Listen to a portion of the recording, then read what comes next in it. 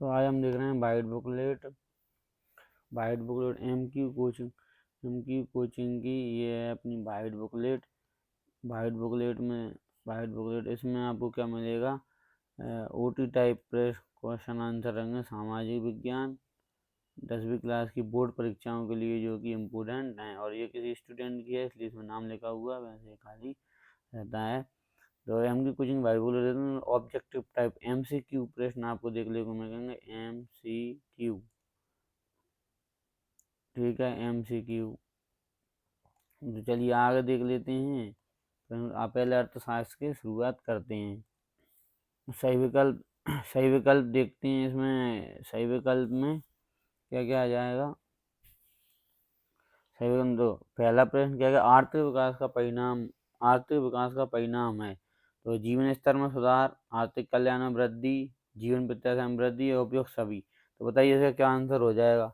तो इसका उत्तर हो जाएगा उपयुक्त सभी। आर्थिक विकास में क्या क्या आता है? जीवन स्तर में सुधार भी होता है, आर्थिक कल्याण में वृद्धि होती है, जीवन प्रत्याशा में वृद्धि होती है। तो आगे देख लेते हैं। दूसरा प्रश्न हो जाएगा, देश की प्रति व्यक्ति आय की गणना किस आधार पर की जाती है? तो उस देश की जनसंख्या से, विश्व की जनसंख्या से, राज्यों की जनसंख्या से, अन्य देश की संख्या से। चलो बताओ। तो इसका उत्तर क्या हो जाएगा? उस देश की जनसंख्या से। तो देश की प्रति व्यक्ति आय की गणना की जाती है उस देश की जनसंख्या से। तो चलिए आगे बढ़ते हैं। इसमें कहते हैं ये उत्तर हो गया, इसका उपयोग सभी आ जाएगा पहले का, और उस देश की जनसंख्या से आ जाएगा। तीसरा प्रश्न देखते हैं। तीसरा प्रश्न तीसरा प्रश्न में क्या आ जाएगा? विकसित विकसित देशों में प्राकृतिक संसाधनों का उपयोग होता है। तो अति अल्प। विकसित देशों में प्राकृतिक संसाधनों का उपयोग होता है। अति अल्प, बिल्कुल नहीं, थोड़ा बहुत या बहुत अधिक। बताइए इसका उत्तर क्या हो जाएगा? विकसित देशों में तो क्या होता है? बहुत अधिक ही होता है। ठीक है, अगला देख लेते हैं। इसमें सामान्यतः किस देश का विकास किस आधार पर निर्धारित किया जाता है? तो प्रति व्यक्ति आय पर, लोगों की स्वास्थ्य स्थिति या औसत साक्षरता। तो इसका भी सभी हो जाएगा। किस देश की विकास दर के साथ करते हैं? तो प्रति व्यक्ति आय भी देखते हैं, लोगों की स्वास्थ्य स्थिति भी देखी जाती है, औसत साक्षरता देखी। इसमें आ जाएगा उपयुक्त सभी। अब देख लेते हैं 5वें नंबर वाला। ये उत्तर हो जाएंगे इसके बहुत अधिक आ जाएगा पहले में, और उपयुक्त सभी आ जाएगा। निम्नलिखित पड़ोसी देशों में से मानव विकास के लिहाज से किस देश की स्थिति भारत से बेहतर है? तो ऑप्शन रहेंगे अपने बांग्लादेश, श्रीलंका, नेपाल, पाकिस्तान। चलो बताओ। तो इसमें क्या आ जाएगा? बांग्लादेश आ जाएगा। इसमें क्या आ जाएगा? बांग्लादेश।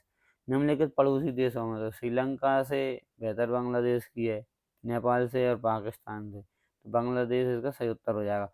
सतत विकास किसके अधिक उपयोग पर केंद्रित होता है? सतत विकास फैला जाएगा अक्षय संसाधन, आबायोटिक संसाधन, कृषि संसाधन, प्राकृतिक संसाधन। तो इसका सही उत्तर क्या हो जाएगा? अक्षय संसाधन। सही उत्तर क्या हो जाएगा? अक्षय संसाधन। चलिए अगला देखते हैं। तो श्रीलंका और ये उत्तर इसके आ जाएंगे। अगला क्या है? HDI का पूरा नाम बताइए। HDI का पूरा नाम। तो ऑप्शन क्या रहेंगे? मानव विकास सूचकांक, मानव विकास संकेत, उच्च विकास सूचकांक और बार्षिक विकास संकेत। अगला प्रश्न रहेगा, औसत आय को अन्य किस नाम से जाना जाता है? तो उसमें ऑप्शन रहेंगे मानव विकास, $, सीमांत आय, प्रति व्यक्ति आय। चलो बताओ इसके उत्तर बताओ। तो इसका पहले का क्या हो जाएगा? मानव विकास सूचकांक पहला ही हो जाएगा सही उत्तर। तो सही उत्तर क्या हो जाएगा? मानव विकास सूचकांक। और इसका क्या हो जाएगा? प्रति व्यक्ति आय। चलो लगाते जाओ, फटाफट लगाते जाओ। इसका हो जाएगा प्रति व्यक्ति आय। तो अगला देख लेते हैं 96 नंबर का।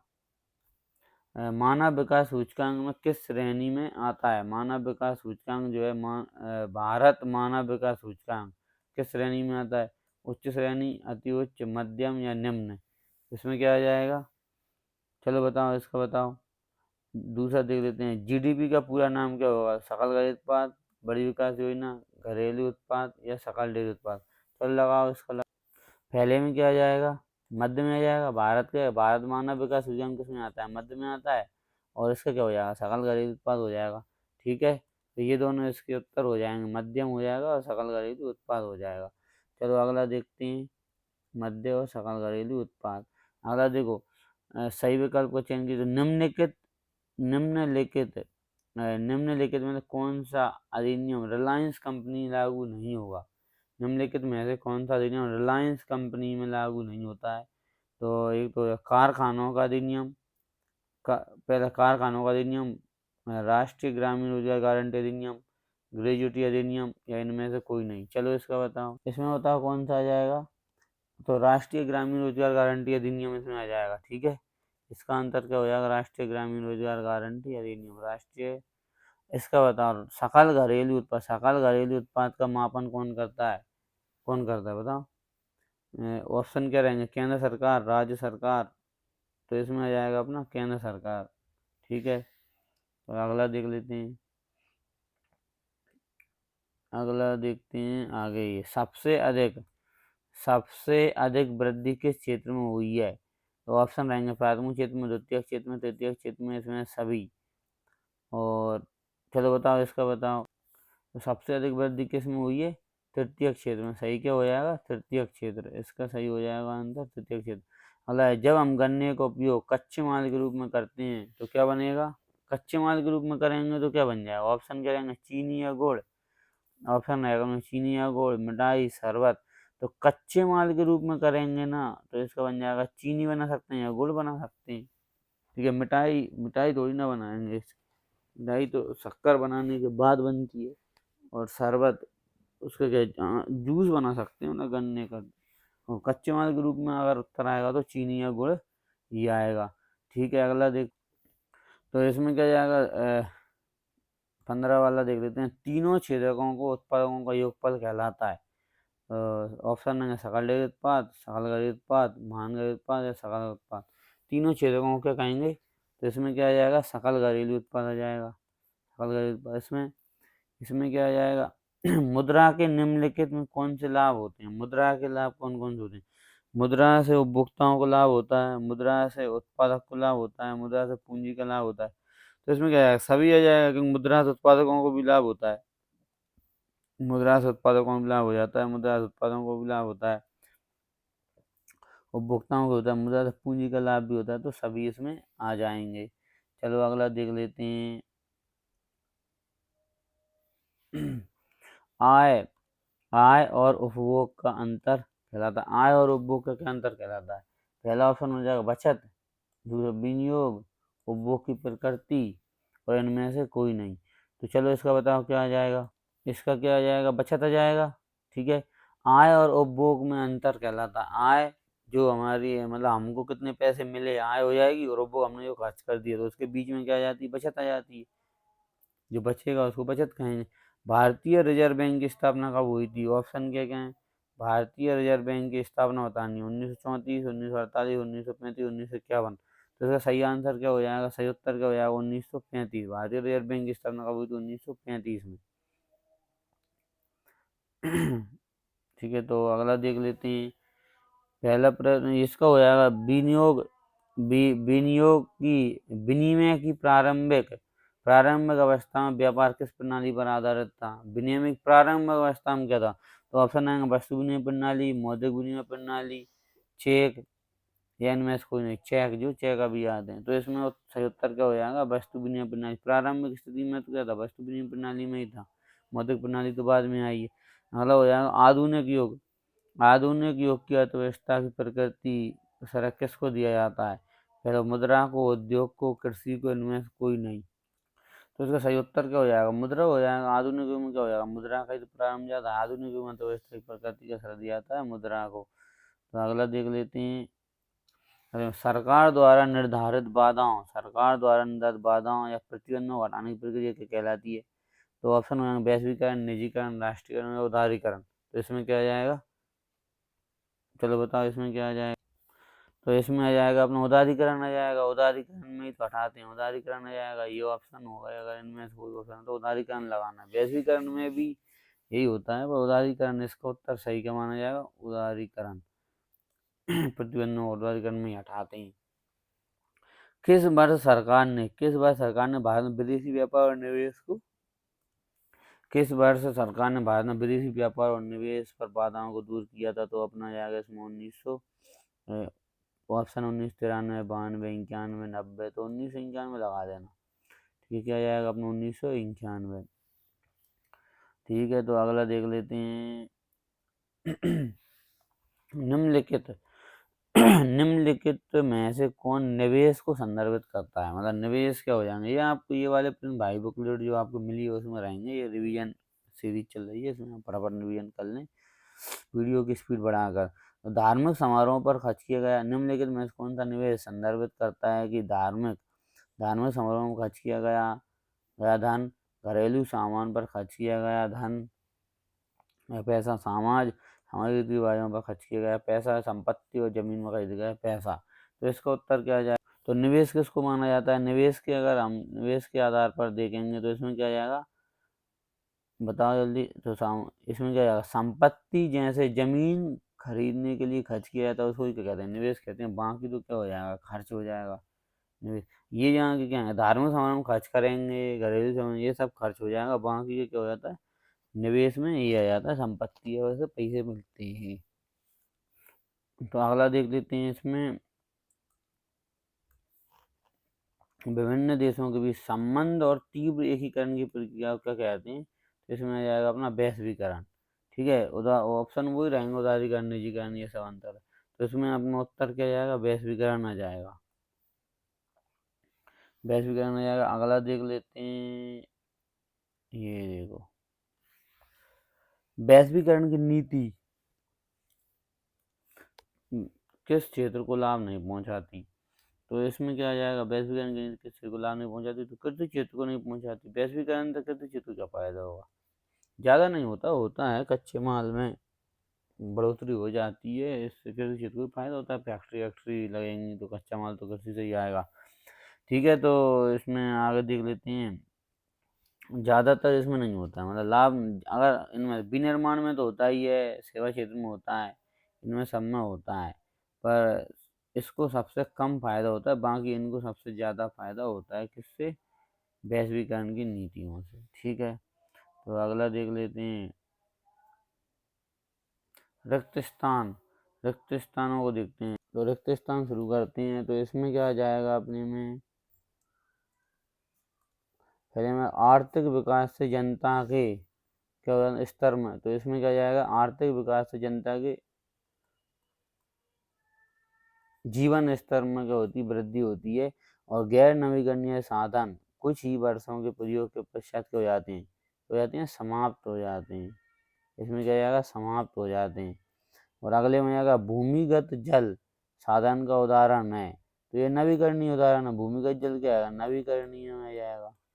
नवीकरणीय का मतलब होता है हम इसको वापस से क्या करते हैं, रिफिल कर सकते हैं, नवीकरणीय। तो नवीकरणीय में जाएगा। और विश्व बैंक के अनुसार विकसित राष्ट्र वह हैं जिसकी प्रति व्यक्ति आय कितनी हो जाती है, प्रति वर्ष या उससे अधिक हो, तो उसमें आता है अपना यूएस डॉलर।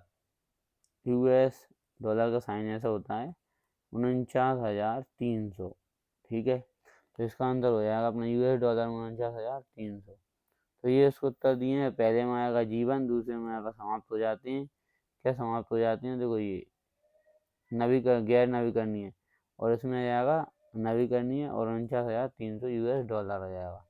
ठीक है, तो पांचवा देखते हैं, पांचवे का क्या हो जाएगा, भारत के, तो इसमें देखते हैं ना, भारत के राज्य में प्रति व्यक्ति आय सबसे कम क्या है, इसमें बिहार आ जाएगा। आप लोगों ने पहले ही पढ़ चुका है, बिहार आ जाएगा। मानव विकास की रिपोर्ट संस्था कौन सी संस्था जारी करती है, तो NDP, UNDP, United nation, UNDP इसको जारी करती है। विश्व बैंक के अनुसार वे देश जिनकी प्रति व्यक्ति आय यूएस डॉलर में क्या हो जाएगी, 2,500। तो विश्व बैंक के अनुसार वे देश जिनकी प्रति व्यक्ति आय कितनी हो जाएगी, यूएस डॉलर, खालिस्तान प्रति वर्ष या उससे कम है उन्हें निम्न आय वाला देश कहा जाता है। तो इसमें क्या आ जाएगा, 2,500। ठीक है, यूएस डॉलर में कितना आ जाएगा, 2,500 से अगर कम है तो उनको क्या कहेंगे, निम्न आय वाला देश कहेंगे। और मानव विकास में पड़ोसी देश की स्थिति भारत से बेहतर है, किसकी है, मानव विकास में पड़ोसी देशों, श्रीलंका पहले ही अपन देख चुके हैं, श्रीलंका अन्य पड़ोसी देशों से बेहतर है। मानव विकास में श्रीलंका की स्थिति अन्य बड़े देशों में बेहतर है। तो इसको और आगे देख लेते हैं। ये देखो, भारत में सर्वाधिक साक्षरता वाला राज्य कौन सा है? ठीक है, एक तो ये बताना है। औसत आय को खालिस्तान भी कहते हैं। वेतन छुट्टी का प्रावधान खालिस्तान क्षेत्र में होता है। मधुमक्खी पालन खालिस्तान क्षेत्र में आता है। तो यहाँ पर क्या क्या भरना है, चलो बताओ फटाफट। तो पहले वाले में सबको पता है, भारत में सर्वाधिक साक्षरता वाला, तो क्या आ जाएगा इसमें? केरल आ जाएगा। ठीक है। और औसत आय को क्या कहती हैं? औसत आय को प्रति व्यक्ति आय, इसमें क्या आ जाएगा? प्रति व्यक्ति आय,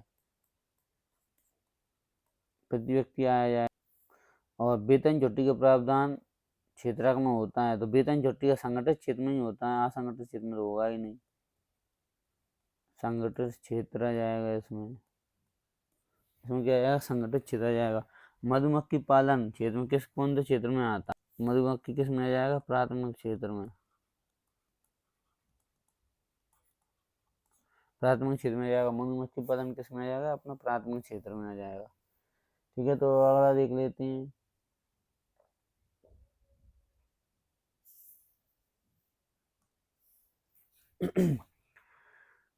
राष्ट्रीय आय, यहाँ पे क्या आ जाएगा कि राष्ट्रीय निर्माण में भूमिका होती है। तो इसमें पहले में क्या आ जाएगा?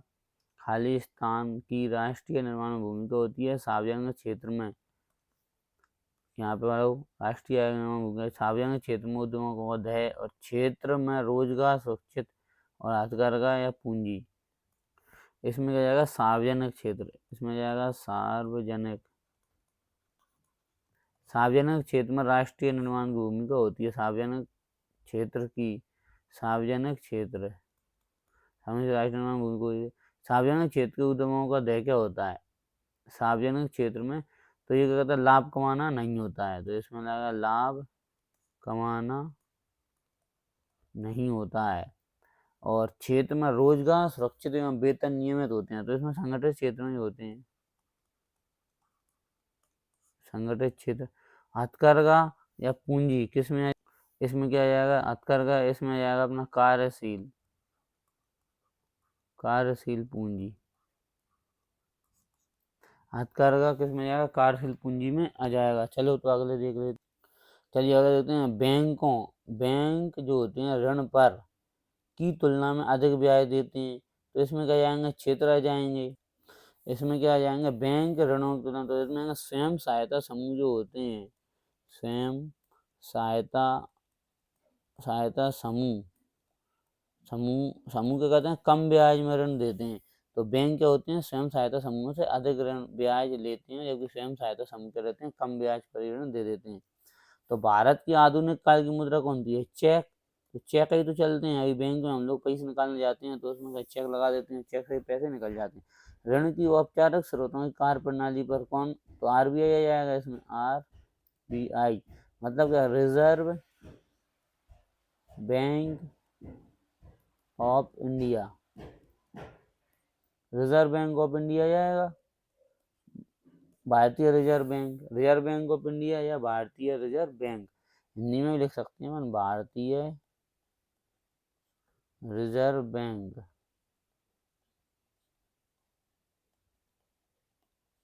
ठीक है, हिंदी में लिख सकते हैं। और औपचारिक क्षेत्र की ऋण की दर अधिक नहीं होती है। तो औपचारिक क्षेत्र में क्या? तो इसमें औपचारिक क्षेत्र के ऋणों की, तो इसमें क्या आएगा? ब्याज अकेला लिख देना, ब्याज दर अधिक नहीं होती। औपचारिक क्षेत्र के जो होते हैं ऋणदाता, औपचारिक मतलब जो बैंक हो, इनकी ब्याज दर नहीं होती। अनौपचारिक क्षेत्र की तुलना में ब्याज दर कम होती है औपचारिक क्षेत्र की। ठीक है, तो अगला देख लेते हैं। इसमें ये होगा अपने पहले में स्वयं सहायता समूह आ जाएगा, दूसरे में चेक आ जाएगा, भारतीय रिजर्व बैंक और ब्याज आ जाएगा। तो अगले देखते हैं 20। तो वैश्वीकरण से तकनीक का लाभ स्थानीय कंपनियों को भी मिला है। तो वैश्वीकरण से नई और क्या हो जाएगा? उन्नत तकनीक, नई और उन्नत तकनीक का लाभ स्थानीय कंपनियों को भी मिलता है। और बहुराष्ट्रीय कंपनियां छोटे उत्पादकों से दरों पर सामान खरीदती, तो कम दरों पर सामान खरीदती हैं। ये कम दरों पर सामान खरीदती हैं और उच्च दरों पर बेच देती हैं।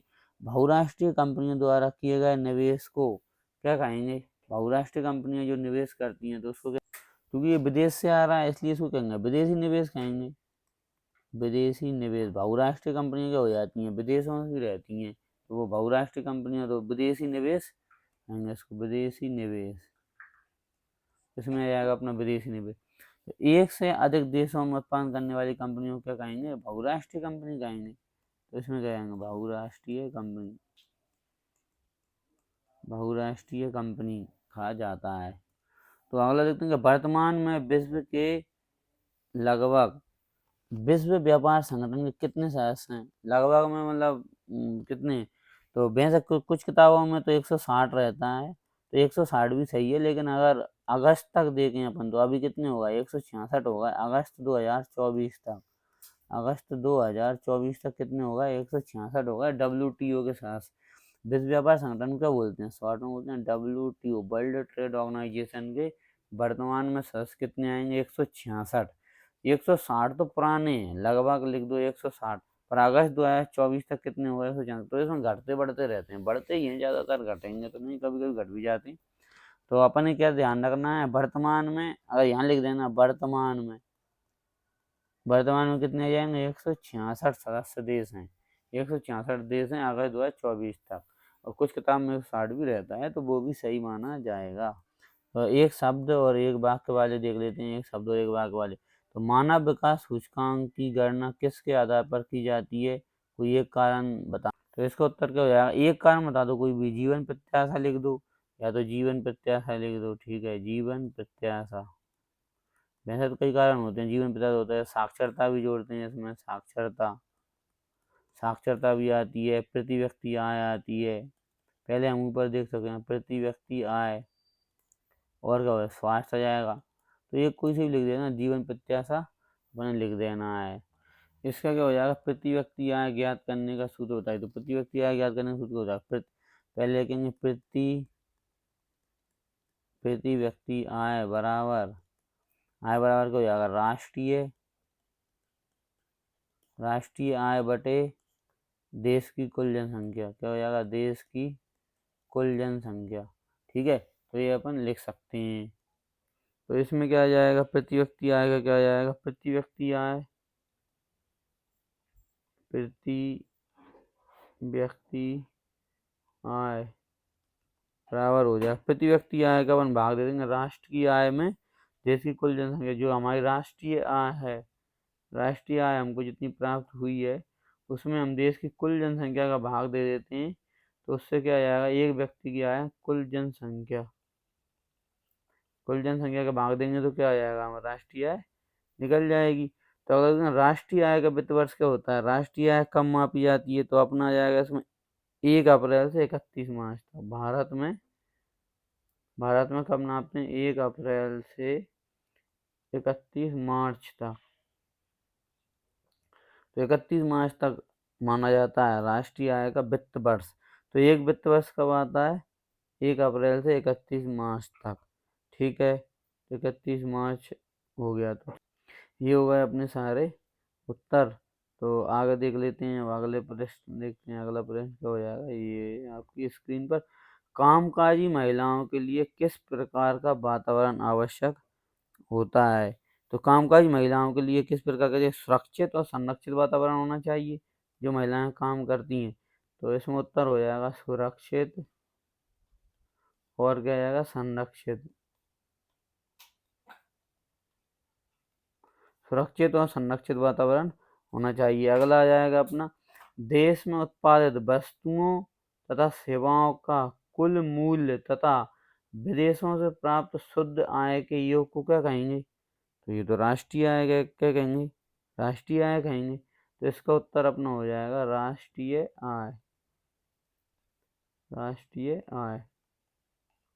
तो अगर देखो, भारत में किस राज्य में शिशु मृत्यु सबसे कम है, शिशु मृत्यु दर सबसे कम का है, पहले भी देख चुके हैं। तो इसमें आ जाएगा अपना केरल, केरल आ जाएगा, शिशु मृत्यु दर सबसे कम है, ठीक है। भारत में किस राज्य में शिशु मृत्यु दर सबसे कम है, जहाँ पे स्वास्थ्य सेवाएं अच्छी होंगी वहाँ पे शिशु मृत्यु दर क्या हो जाएगी, अपने आप ही कम रहेगी। स्वास्थ्य सेवाएं क्या होनी चाहिए, अच्छी होनी चाहिए, अच्छी। ठीक है, तो हरियाणा, केरल, हरियाणा, केरल तथा बिहार राज्य में किस राज्य की प्रति व्यक्ति आय सबसे अधिक है? तो हरियाणा की है। ऊपर देख चुके हैं, सबसे प्रति व्यक्ति आय सबसे अधिक किसकी? हरियाणा राज्य की प्रति व्यक्ति। इनमें से केरल, बिहार राज्य में तो हरियाणा की प्रति व्यक्ति आय सबसे अधिक है। चलो अगला देख लेते हैं। अगले में ये हो गए अपने उत्तर इनके, सुरक्षित संरक्षित वातावरण, राष्ट्रीय आय और केरल और हरियाणा। तो 8वां प्रश्न देख लेते हैं। 8वां प्रश्न ये रहा आपके बिल्कुल आंखों के जस्ट सामने। किस संगठन ने मानव विकास रिपोर्ट तैयार की है? किस संगठन के द्वारा मानव विकास रिपोर्ट तैयार की जाती है? तो मानव विकास रिपोर्ट तैयार कौन करता है? तो इसमें अपन नाम लिख देते हैं इसका, जल्दी बताओ, फटाफट बता दो। यूएनडीपी, ठीक है, विश्व बैंक की विश्व विकास रिपोर्ट। तो इसमें क्या जाएगा अपना यूएनडीपी। तो यूएनडीपी जो है वो क्या जारी करता है? विश्व बैंक की विश्व विकास रिपोर्ट। विश्व बैंक की, ठीक है। तो इसमें यूएनडीपी, तो इसमें क्या जाएगा? विश्व बैंक की विश्व व्यापार रिपोर्ट, विश्व विकास रिपोर्ट, विश्व विकास रिपोर्ट आ जाएगा। तो इसमें नीचे उत्तर लिखा हुआ है। अगला देखो, 2016 की मानव विकास सूचकांक रिपोर्ट के अनुसार भारत कौन सा आय वर्ग वाला देश है? तो इसमें मध्यम आ जाएगा, मध्यम वर्ग, ठीक है, इसमें आ जाएगा अपना मध्यम वर्ग। अगला देखो, लोगों के विकास के लक्ष्य कैसे होते हैं? लोगों के विकास के लक्ष्य कैसे होते हैं? तो विकास के लक्ष्य भिन्न भिन्न होते हैं और आपस में क्या होते हैं? परस्पर विरोधी भी तो होते हैं, ठीक है। तो भिन्न भिन्न होते हैं और परस्पर विरोधी होते हैं, ठीक है। तो इसके उत्तर होगा यार यूएनडीपी, विश्व बैंक की विश्व विकास रिपोर्ट आ जाएगा, मध्यम वर्ग आ जाएगा, विकास के लक्ष्य भिन्न भिन्न तथा आपस में क्या होते हैं? विरोधी होते हैं। तो अब 11वें नंबर वाला देख लेते हैं। 11वें में क्या आ जाएगा अपने में? अर्थव्यवस्था को कितने क्षेत्रकों में विभाजित किया जाता है?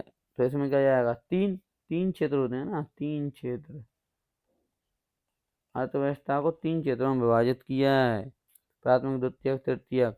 तो 12वां वाला आ जाएगा अपना, किस क्षेत्र के प्राथमिक वस्तुओं का उत्पादन नहीं होता है?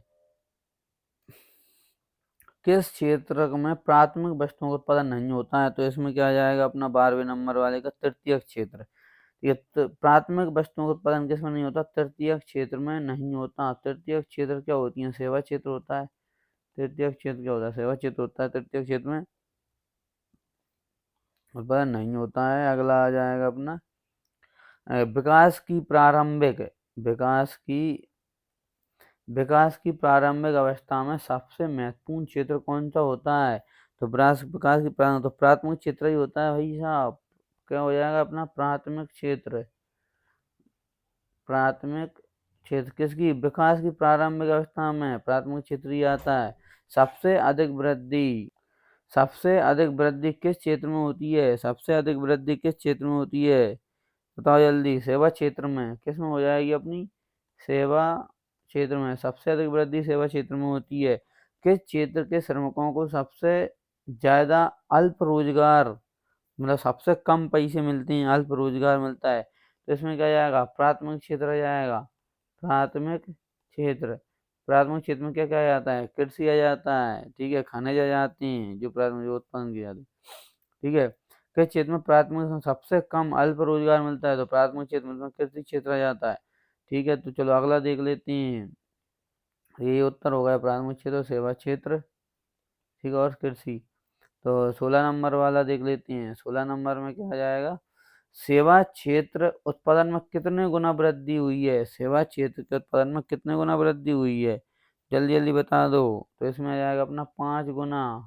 5 गुना, कितने गुना? 5 गुना। किसमें? सेवा क्षेत्र में उत्पादन। किस किस बेरोजगारी को छिपी बेरोजगारी कहा जाता है? किसमें बेरोजगारी, छिपी बेरोजगारी किसको कहती हैं? जल्दी जल्दी बताओ। तो प्रच्छन्न बेरोजगारी को क्या कहेंगे? छिपी हुई बेरोजगारी भी कहते हैं। यह कृषि क्षेत्र में ज्यादा पाई जाती है। किस बेरोजगारी को छिपी हुई बेरोजगारी कहते हैं? तो प्रच्छन्न बेरोजगारी, छिपी हुई बेरोजगारी कहते हैं। ये ज्यादा कहाँ पाई जाती है? कृषि क्षेत्र में। भारत में लाखों शिक्षित व्यक्ति के पास रोजगार के अवसर नहीं है, ऐसी बेरोजगारी को क्या कहती हैं? भारत में लाखों शिक्षित व्यक्ति के पास रोजगार के अवसर नहीं है, ऐसे बेरोजगार क्या कहेंगे, तो खुली बेरोजगारी, क्या कहेंगे इसको, खुली बेरोजगारी,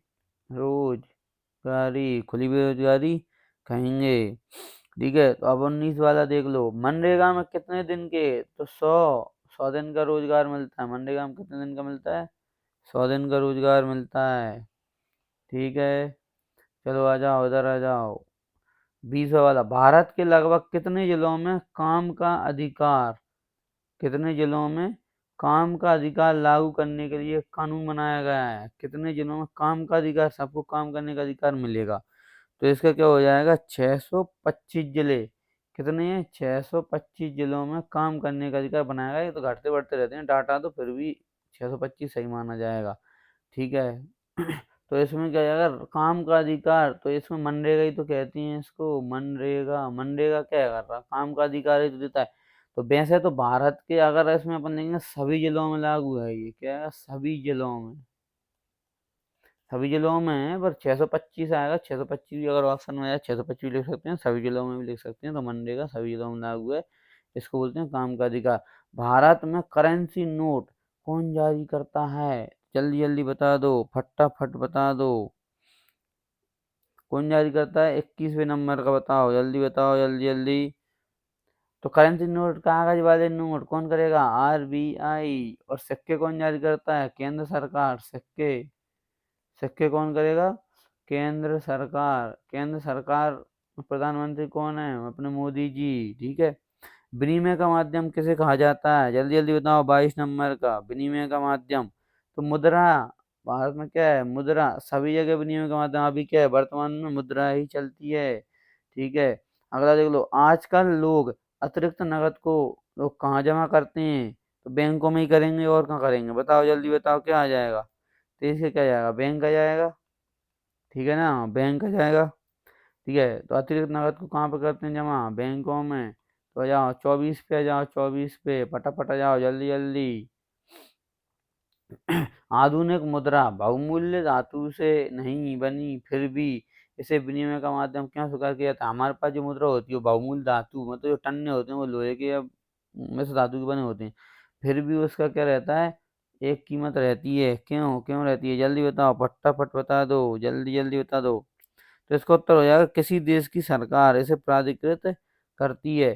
क्योंकि तो इसलिए होती है क्योंकि इसको प्राधिकृत किया जाता है, प्राधिकृत, प्राधिकृत मतलब सरकार अपने एक नियम बनाया है, इसमें कानून अपने अधिकार है कि भाई जो मुद्रा चलाई जाएगी सरकार अपन से वापस लेगी। ऐसा नहीं है कि भाई लास्ट में ये बोल दे कि जितनी कीमत है उतने में बेच दो। पहले सोने के सिक्के चलते थे, सोने की जितनी कीमत रहती है वो वास्तव में उस धातु की कीमत भी रहती है, पर अभी लोहे के सिक्के चलते हैं उसमें कीमत नहीं रहती, इसलिए उसको कहते हैं प्राधिकृत मुद्रा, प्राधिकृत मुद्रा कहा जाता है।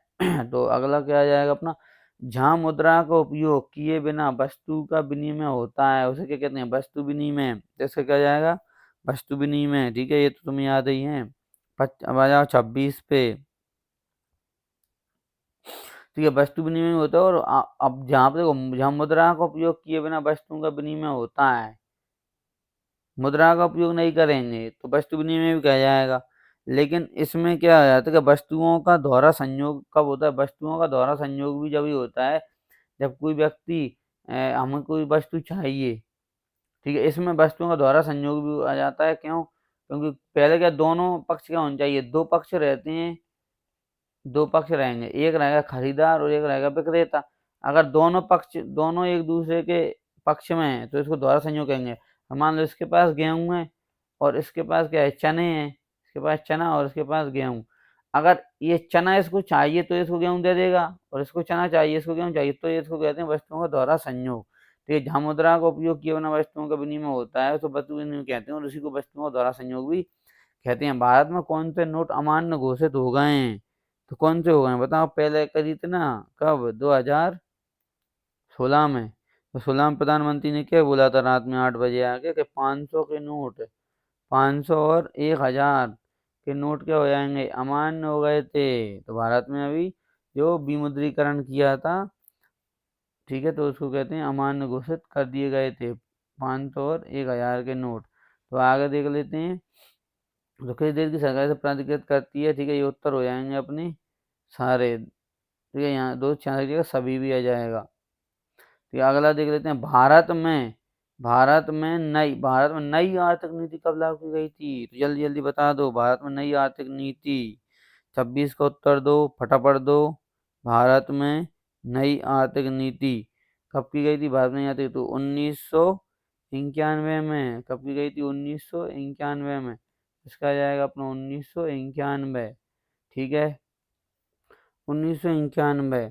तो अंतरराष्ट्रीय व्यापार 28 वाला, जब अंतरराष्ट्रीय व्यापार को उदार बनाने के लिए नियमों का निर्धारण कौन करता है, नियमों का निर्धारण कौन करेगा, तो 28 का क्या हो जाएगा अपना, नियमों का निर्धारण कौन करेगा, जल्दी बताओ, सरकार ही करेगी और कौन करेगा, सरकार, तो केंद्र सरकार करेगी, ठीक है, अंतरराष्ट्रीय व्यापार को उदार बनाने के लिए नियमों का निर्धारण करता है। और तो आयात पर कर किसका उदाहरण होता है, आयात पर जो कर के लगता है तो ये हो जाएगा व्यापार अवरोधक व्यापार अवरोधक होता है, अवरोधक, तो आयात पर जो कर लगता है तो व्यापार अवरोधक आ जाता है। फोर्ड एक कंपनी है, 1700 करोड़ लागत से अपना संयंत्र स्थापित कहाँ पर किया था, तो चेन्नई में, इसका क्या जाएगा, चेन्नई, चेन्नई एक्सप्रेस, ठीक है, इसका क्या जाएगा फोर्ड ने 1700 करोड़ की लागत से अपने संयंत्र स्थापित किया था, कहाँ पर, चेन्नई में। तो अगला देख लो 31 वाला, विश्व व्यापार संगठन सभी देशों से कौन संबंधित नियम बनाता है, विश्व व्यापार संगठन 31 का देखो, ठीक है, विश्व व्यापार संगठन सभी देशों में कौन से संबंधित नियम, तो WTO क्या कहता है, विश्व व्यापार संगठन को क्या कहते हैं, WTO, तो WTO अंतरराष्ट्रीय व्यापार से संबंधित नियमों को निर्धारित करता है, ये क्या है इसमें 30,000 31 आ जाएगा ये, ठीक है, 30 लिखा हुआ है, इसमें आ जाएगा अपने 31 ठीक है, चलो अगला देख लेते हैं, 77 आ गया, 77 देखो, 77 में क्या हो जाएगा, पहला पढ़ो, भूमिहीन भूमिहीन भूमिहीन ग्रामीण मजदूरों के लिए अधिक दिनों का काम और बेहतर मजदूरी विकास का लक्ष्य है, सही है ये तो, भूमिहीन ग्रामीण मजदूरों के लिए अधिक दिनों का काम और बेहतर मजदूरी विकास का लक्ष्य, सही बात है, तो ये क्या हो जाएगा, सत्य हो जाएगा। ठीक है, औद्योगिकरण तीव्र विकास का दुष्परिणाम है, तो दूसरा क्या हो जाएगा, बताओ बताओ बताओ, औद्योगिकरण तीव्र विकास का क्या हो जाएगा दुष्परिणाम, तो ये हो जाएगा अपना असत्य, ऐसा नहीं है। BMI की गणना के लिए व्यक्ति के वजन को उम्र के वर्ग से विभाजित किया जाता है, BMI जो गणना करते हैं, तो BMI गणना कब करते हैं, तो BMI क्या होता है, BMI बायोमास इंडेक्स होता है, इसको क्या बोलते हैं, बायोमास इंडेक्स। तो इसमें देखो, इसमें क्या लग रहा है, व्यक्ति का वजन, वजन नहीं होता है, BMI का सूत्र क्या हो जाता है, इसमें आ जाएगा अपना, ऊपर लिख देंगे अपन, इसमें लिख रहा है उम्र, वजन तो रहेगा, वजन लिख देंगे ऊपर, ठीक है, और नीचे क्या लिखेंगे, लंबाई लिखेंगे, उम्र नहीं लिखेंगे, लंबाई, इसमें क्या हो जाता है, लंबाई, वो भी कितना, मीटर में। तो वजन, कितना वजन है, अगर किसी मान लो, वजन कितना है, अगर किसी व्यक्ति में मान लो 65 किलो वजन है, ठीक है, 65 किलो वजन, उसकी लंबाई कितनी है, 6.7 है, तो इसका क्या आ जाएगा, BMI क्या आ जाएगा, 22 के समथिंग आ जाएगा, ठीक है। तो BMI कैसे निकालते हैं, देखो पहले इसमें लिख देते हैं वजन, ठीक है, इसमें क्या लिख देते हैं, वजन, यहाँ पे लिखेंगे वजन, पहले हमारा वजन चेक करेंगे और फिर क्या करेंगे, लंबाई, ठीक है, लेकिन लंबाई में इंटू कर देते हैं 2 का, क्योंकि ये मीटर में, अपन अब इसमें देखो कितने मीटर में लंबाई निकालेंगे, उसमें 2 का इंटू कर देंगे। अगर उदाहरण के लिए अगर किसी व्यक्ति में 70 किलो वजन है, तो उसकी लंबाई कितनी होगी मीटर में, तो मीटर में लंबाई मान लो 1.75 है, तो इसमें इंटू कर देंगे 2 का, ठीक है, तो ये 22 के आसपास इसका क्या आ जाएगा, 22.86 इसका क्या आ जाएगा, BMI इंडेक्स आ जाएगा। तो यही होता है, मतलब ये रहता है 18 से लेके 25 तक BMI इंडेक्स सही माना जाता है किसी व्यक्ति का, मतलब उसमें बॉडी मास इंडेक्स का हो जाता है, सही रहता है, वो व्यक्ति हेल्दी माना जाता है, 18 से 25 तक, 22 वाला मध्यम वाला माना जाता है, 22 होने लगा, वो 22 रहेगा तो व्यक्ति सही माना जाएगा। ठीक है, अगर ऐसे मेरा देखें तो मेरा भी मुझ में कितना वजन है, 65 किलो वजन है। ठीक है, मेरा अगर निकालूंगा तो मैं, मुझ में 65 केजी वजन है। तो मेरी हाइट कितनी है, मुझे मेरी हाइट कितनी पता है सेंटीमीटर में। तो मैं लिख दूंगा हाइट कितनी, लिख दूंगा मेरी आ जाएगी सेंटीमीटर में वो 6.5 इंच। सेंटीमीटर में तो क्या हो जाएगी 1167, मतलब 167 सेंटीमीटर हो जाएगी। ठीक है, 167 का नहीं देंगे। तो इसको क्या करना पड़ेगा, इसको पहले मीटर में बदलेंगे। मीटर में बदलने के लिए क्या करते हैं, इसको ऐसे 167 सेंटीमीटर, तो मीटर में क्या यहाँ पे दशमलव लगा दो, कितना हो जाएगा 167, कितना हो जाएगा मेरा 167 हो जाएगा मीटर में। सेंटीमीटर को मीटर में बदलेंगे तो 167 मीटर आ जाएगा, 167 मीटर। अब इसमें करेंगे अपन 2 का इंटू कर देंगे, तो इसमें इंटू करें तो मेरा कितना आ जाएगा 18 दशमलव कुछ आ जाएगा बीएमआई इंडेक्स, मतलब 18 के आसपास ही आ जाएगा, 18.5। तो ये सही है, 18 से लेके 22 तक सही रहता है। मतलब हालांकि मैं थोड़ा सा पतला हूँ, लेकिन ये ठीक है। अगर वजन बढ़ जाएगा मतलब 70 हो जाएगा, तो फिर ये क्या हो जाएगा 22, 21, 22 पे आ जाता है। ठीक है, ऐसे हम हमारी बॉडी मास का इंडेक्स देखते हैं हम हेल्दी हैं या नहीं है। तो आप सब अपना अपना निकाल सकते हैं। निकालने का तरीका मैंने बता ही दिया। क्या करना है, पहले आपकी हाइट नापना, पहले तो वजन नापो। ठीक है, फिर हाइट नापो, वो भी किसमें, मीटर में नापनी है हाइट। मीटर में नाप पे 2 का इंटू करना है, मीटर में 2 का इंटू करके उसका भाग दे देना, तो बीएमआई इंडेक्स निकल जाएगा। ठीक है, अगला देख लेते हैं। अगला प्रश्न क्या हो जाएगा, तो ये असत्य माना जाएगा क्योंकि इसमें उम्र दी है, जबकि इसमें क्या आनी चाहिए, लंबाई आनी चाहिए। तो हो जाएगा अपना असत्य। तो अगर देखते हैं, लोगों के विकास के लक्ष्य भिन्न भिन्न होते हैं, लोगों के विकास के लक्ष्य भिन्न भिन्न होते हैं, तो इसमें क्या आ जाएगा, कितने नंबर का, ये तीसरे नंबर का, चौथे नंबर वाला बताओ। फोर्थ का आंसर क्या हो जाएगा, सत्य हो जाएगा, क्योंकि लोगों के विकास के लक्ष्य क्या होते हैं, सबके भिन्न भिन्न होते हैं, ये परिभाषा का ही है। ठीक है, प्रति व्यक्ति आय की गणना सभी देशों के लिए डॉलर में की जाती है, तो ये भी क्या हो जाएगा अपना सत्य हो जाएगा, डॉलर में की जाती है प्रति व्यक्ति आय। ठीक है, विकास में शिक्षा, स्वास्थ्य, प्रति व्यक्ति आय भी शामिल होती है, ये भी सही हो जाएगा। ठीक है, तो अब अगला देख लो, सत्य सत्य ये हो गई, 1 2 असत्य है, वहीं सब सत्य है। 7वां, भारत के पड़ोसी देशों में मानव विकास के लिहाज से नेपाल की स्थिति अच्छी है, तो ये तो असत्य ही लग रहा है। क्यों, पहले तो हमने श्रीलंका और वो देखा था, पहले भी देखा था, तो 7वें का देख लो, 7वें का कौन सा हो जाएगा, असत्य हो जाएगा। 7वां क्या है, असत्य। भारत के पड़ोसी देशों में मानव विकास के लिहाज से नेपाल की स्थिति क्या है, अच्छी, अच्छी है, अच्छी नहीं है तो सत्य हो जाता, अच्छी है तो असत्य हो गया। भारत में वर्तमान लिंग अनुपात 1000 पर 943 है, बताओ कहाँ पे 1000 पर 943, सबसे कम लिंग अनुपात कहाँ पर है, सबसे कम कहाँ पर है, और सबसे इतना ही है तो सही है, ये तो सही है, 1043 है ना भारत में। भिन्न मुरैना इधर कम ही लिंग अनुपात है, भिन्न मुरैना दतिया इनका क्या होता है, कम है 943। ये मानव विकास सूचकांक को एसडीआई कहते हैं, जल्दी बताओ इसका क्या हो जाएगा, तो ये सत्य, सत्य ही है, एसडीआई बोलते हैं। ठीक है, ये सत्य हो जाएगा। केरल में शिशु मृत्यु दर अधिक है, शिशु मृत्यु दर क्या है, अधिक है कि कम है, कम होगी ना, इसलिए ये क्या हो जाएगा, असत्य हो जाएगा। कम होगी तो सही हो जाता, अधिक लिख रहा है इसलिए असत्य हो गया। चलो अगला देखते हैं। अगले में आ जाएगा अपना, ये देखो, कपास के पौधे की वृद्धि के लिए हम मुख्य रूप से वर्षा, धूप और जलवायु जैसे प्राकृतिक कारकों का निर्भर करते हैं, लेकिन पूरी तरह से नहीं है। बताओ इसका क्या आ जाएगा, असत्य आ जाएगा, पूरी तरह क्यों नहीं, सही तो है। तो ये क्या हो जाएगा, असत्य हो जाएगा। ठीक है, ये माना जाएगा असत्य। अब मनरेगा 2005 के तहत सरकार द्वारा एक वर्ष में 150 दिनों के रोजगार की गारंटी दी गई है, जो काम करने में सक्षम है, तो ये कभी गलत हो जाएगा क्योंकि 100 दिनों की दी गई है ना। ठीक है, 12 का क्या हो जाएगा, सत्य हो जाएगा। अब आ जाओ 13, द्वितीय क्षेत्र को औद्योगिक क्षेत्र भी कहा जाता है, द्वितीय क्षेत्र को कहते हैं, औद्योगिक क्षेत्र भी कहते हैं। 13 का क्या हो जाएगा, सत्य हो जाएगा, ये तो भाई साहब सत्य है। ठीक है, ये सत्य है, क्रॉस नहीं है, ये सही है, सत्य है, एकदम सत्य।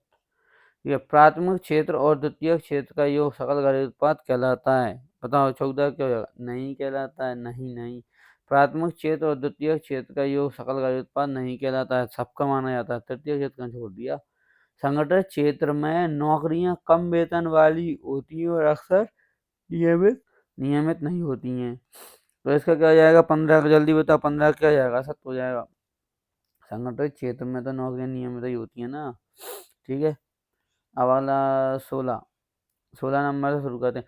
अनौपचारिक स्रोतों से ऋण लेने की तुलना में बैंक में ऋण प्राप्त करना कहीं अधिक कठिन है। तो ये 16 भी क्या है, सत्य है। ठीक है, अनौपचारिक स्रोत जो होते हैं, बैंकों में क्या रहता है, बहुत सारे डॉक्यूमेंट लगते हैं, तो थोड़ा सा कठिन रहता है, इसलिए लोग क्या करते हैं, अनौपचारिक क्षेत्रों से ऋण ले लेते हैं और प्राथमिक ब्याज का भुगतान करते हैं। तो ये हो जाएगा अपना सत्य हो जाएगा। आधुनिक मुद्रा सोने, चांदी और तांबे जैसे कीमती धातुओं से बनी है, तो ये सत्य हो जाएगा, नहीं बनी है। खेती से ऋण की चुनौती महत्वपूर्ण महत्वपूर्ण जैसे कीमत धातु से बनी नहीं, अरे खेती से ऋण की चुनौ क्या है, ये चुकौती महत्वपूर्ण रूप से आय पर निर्भर करती है। तो 18 क्या हो जाएगा अपना सत्य। खेती से ऋण की चुकौती मतलब ऋण को खेती से चुकाने के लिए महत्वपूर्ण रूप से आय पर निर्भर करती है। तो खेती पे अगर ऋण लेंगे तो खेती से ही चुकाएंगे ना, वही है। ठीक है, समर्थक ऋणधार या कर्जदार मालिक की संपत्ति, तो इसका क्या हो जाएगा अपना सत्य। ठीक है, समर्थक ऋणदार या कर्जदार मालिक की संपत्ति होती है, सत्य। बैंक जनता से जो धन जमा करने खाते में स्वीकार करते हैं उनका, बैंक जनता से जो धन जमा करते हैं उसको, तो ये तो सत्य हो गया। ठीक है, 15% ऐसे नकद के रूप में रखते हैं, तो ये हो जाएगा अपना सत्य। ठीक है, तो चलिए अगला देख लेते हैं। अगले में क्या आ जाएगा, पहले वैश्वीकरण से भारत में गरीबों को अधिक लाभ नहीं मिला है। तो ऐसा कुछ नहीं है, मिला तो है, मतलब इतना ज़्यादा नहीं मिला, लेकिन ठीक है, ये सत्य हो जाएगा। वैश्वीकरण से भारत में गरीबों को ज़्यादा लाभ नहीं मिला है। वैश्वीकरण से क्षेत्रीय विषमताएं कम हुई हैं। क्षेत्रीय विषमताएं वैश्वीकरण से कम हुई हैं, कुछ मात्रा तक कम हुई हैं, पर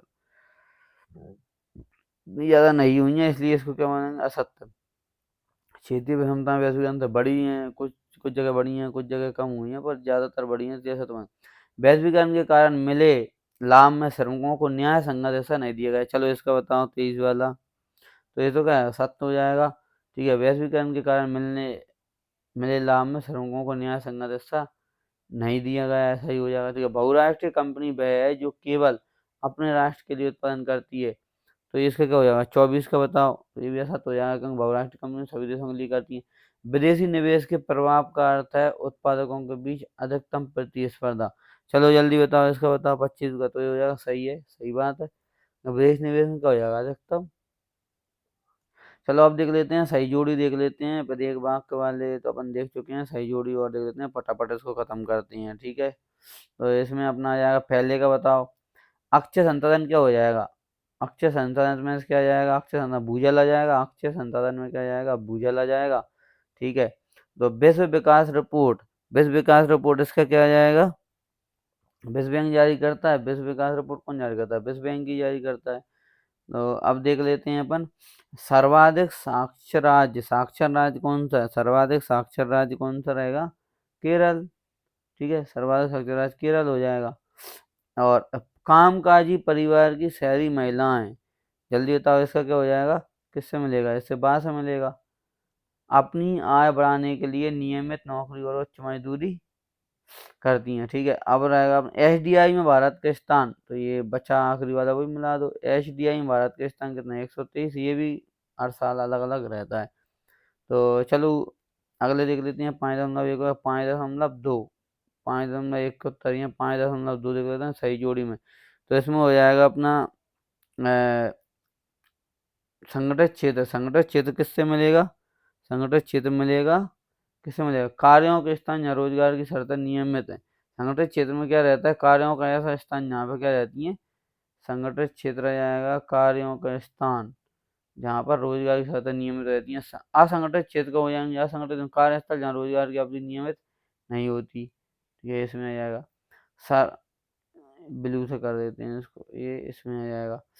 सार्वजनिक क्षेत्र में क्या आ जाता है, सार्वजनिक सरकार के स्वामित्व वाले क्षेत्र, तो ये सही हो जाएगा। ठीक है, और निजी क्षेत्र के व्यक्तियों के स्वामित्व वाले क्षेत्र, निजी क्षेत्र में क्या जाते हैं, व्यक्तियों के स्वामित्व वाले आ जाएंगे। और तृतीय क्षेत्र में क्या जाएंगे, सेवा क्षेत्र बता, तृतीय क्षेत्र में क्या जाएगा, सेवा क्षेत्र बचा, तो सेवा क्षेत्र लगा दो। ठीक है, अब अगला देख लेते हैं 5.3, 5.3। तो औपचारिक ऋण क्या हो जाते हैं, जल्दी बताओ क्या आएगा, एसबीआई से ऋण लेना। औपचारिक ऋण में क्या जाएगा, इनमें से किसी में से भी अपन ऋण लेंगे। औपचारिक ऋण में ब्याज दर ये तो है नहीं है, तो इसमें आ जाएगा औपचारिक ऋण जाएगा। ऐसे एसबीआई से हम जो ऋण लेते हैं, एसबीआई से ऋण, ठीक है। अब अगले में क्या आ जाएगा, ऋण समझौता निर्दिष्ट करता है। ऋण समझौता क्या करता है, ऋण समझौता,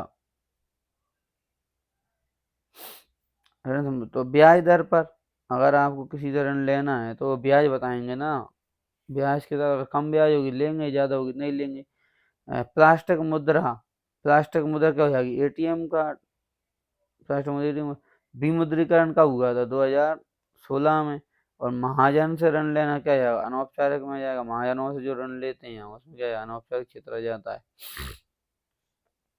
चलो अगला देख लेते हैं। ये तो गलती से हो गया है ये वाली लाइन, ये अपन हटा देते हैं, ठीक है। इसके चक्कर में वो दूसरी भी हट गई है, तो इसको वापस ले आते हैं, ठीक है। अगला देख लेते हैं।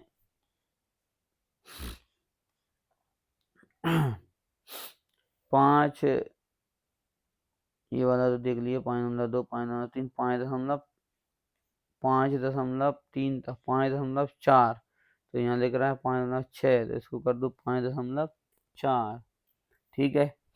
तो सरकार द्वारा प्रतिबंधों को हटाना, 5.4 में क्या जाएगा, सरकार द्वारा प्रतिबंधों को हटाना। तो पहले का क्या जाएगा, ये उदारीकरण, ठीक है। तो इसमें आ जाएगा अपना उदारीकरण, सरकार द्वारा प्रतिबंधों को हटाना उदारीकरण में ही होता है, ठीक है। अब अगला देख लो, दूसरे देशों से सामान खरीदना, दूसरे देशों से सामान खरीदना क्या आ जाएगा, आयात। दूसरे देशों से अगर हमको सामान खरीदेंगे तो यह जाएगा आयात। आईटी